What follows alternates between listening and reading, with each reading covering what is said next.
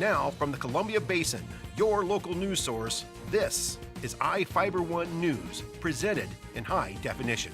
The #1 source for real-time local news, local sports headlines, and our very own Weather Center forecast covering the entire Columbia Basin. With your iFIBER 1 News team, reporting news in real time as it's happening. From the iFIBER Communications HD broadcast studio in Ephrata, Washington, this is iFIBER 1 News, and it starts now.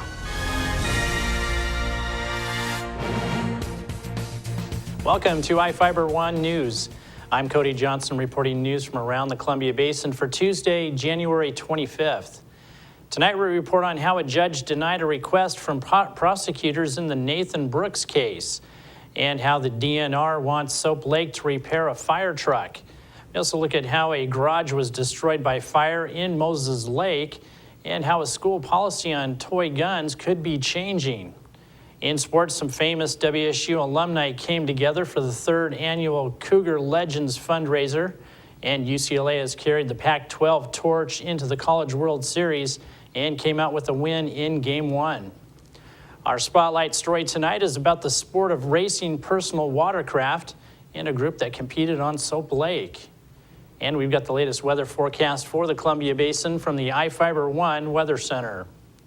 Our top story tonight, Nathan Brooks was in court again as prosecutors asked for the information provided to defense experts. The prosecution's motion came as both sides are preparing for a hearing to determine whether the 14-year-old boy will go to adult court for allegedly shooting his parents. Brooks is presently charged with 2 counts of attempted murder in the first degree in the March shooting. The defense attorneys argued it was too early for the defense to be required to turn evidence over to the prosecution, and the judge agreed.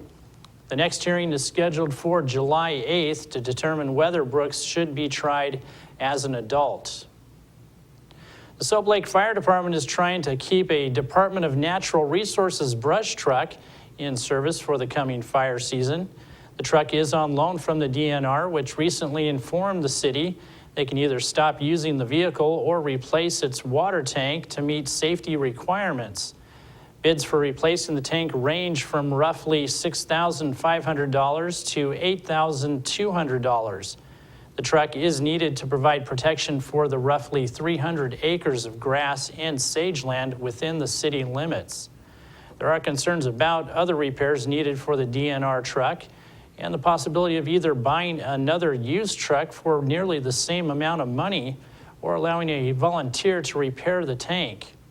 After more discussion, the council opted to get more information before making a final decision.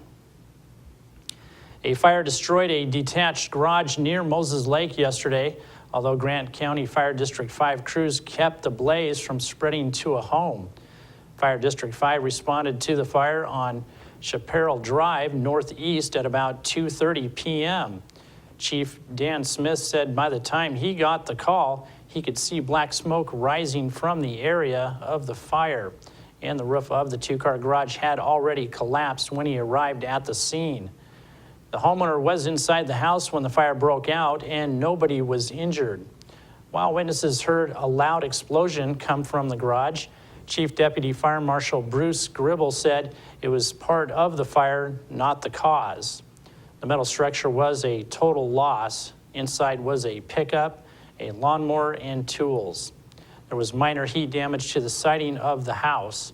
Smith said it took crews about 3 hours to contain the fire and mop up. About 35 people gathered in Moses Lake on Saturday to recognize Gay Pride Month.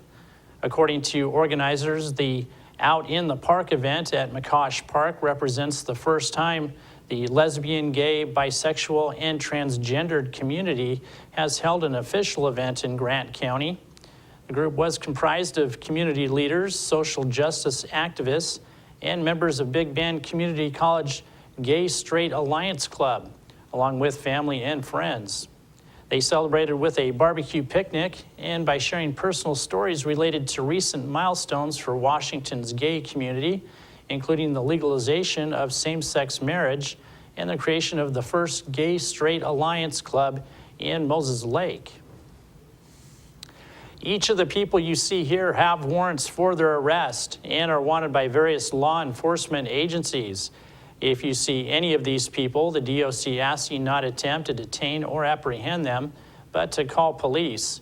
You can also call the Department of Corrections at 509-764-6180 during the day or 509-762-1160 after 5 p.m. Stay tuned. We'll be right back after these messages with the latest from the iFIBER One Weather Center, and we've got sports and more news on the way.